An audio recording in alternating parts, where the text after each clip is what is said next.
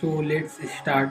This is the first chapter of 7 Habits of Highly Effective People. First chapter name is Be Proactive.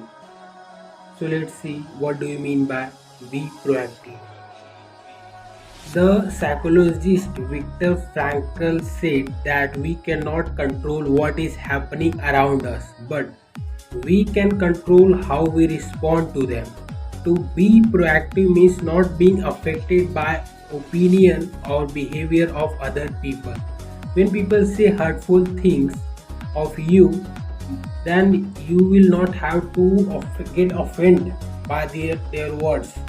So it is often that there is nothing wrong with you. It's so that there is something wrong with them.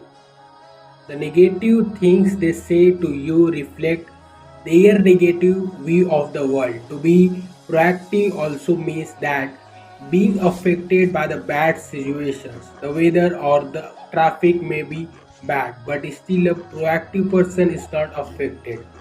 He may experience poverty or hardship, but still he can be happy.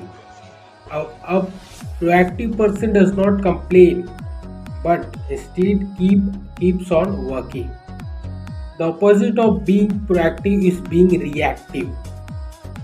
Reactive people who are react are easily affected by their environment. Like the rain is coming, they are feeling bad because of the rain. They will have to go somewhere, but they not go because of the rain. They will be complain all the time. If bad things happen to them, they become negative as well. There was one time when the author Stephen Canvey was giving a lecture in Sacramento. Suddenly, as he was speaking, a woman stood up from the crowd. She got excited and began talking. When the woman noticed people staring at her, she sat back down. After his lecture, Stephen Canvey approached the woman. He learned that the woman is actually a nurse. She is attending full time for a difficult patient. Her patient always shout at her to patient. Everything she does is wrong. The patient never said thank you to her. As a result, the woman felt miserable. She is not happy with her job. The subject of Stephen Canvey lecture then was reactively. Conway explained that if you are proactive, nothing can hurt you. No one can hurt you unless you let them do.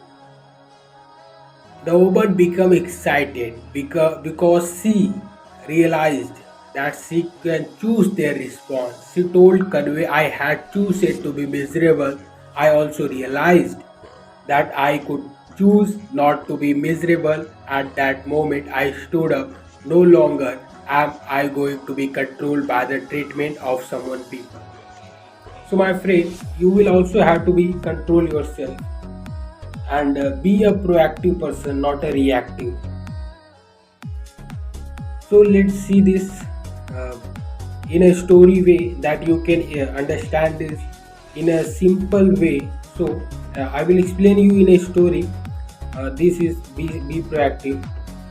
So let's start. Once upon a time in a small village, there were two farmers named Jack and Tom.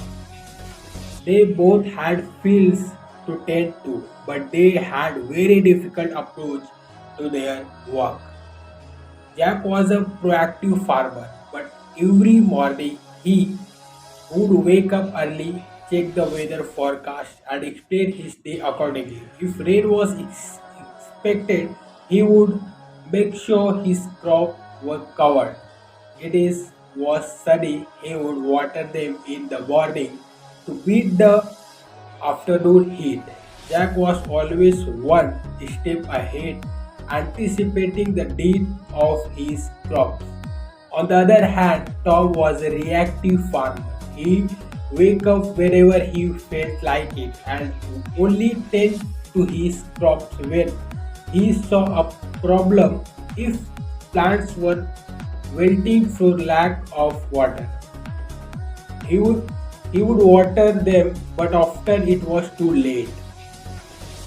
If pests involved his field, he would react by trying to get rid of them, but the damage was already done. As the farmer's seas went on, it became clear who was more successful.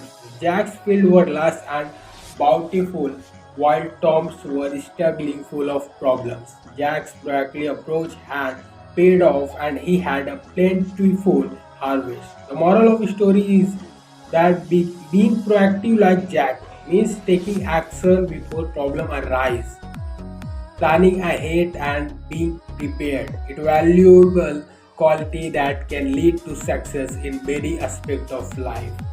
So this is the first chapter of 7 habits of highly effective people. So my friends, always be proactive, not a react. Thank you for watching.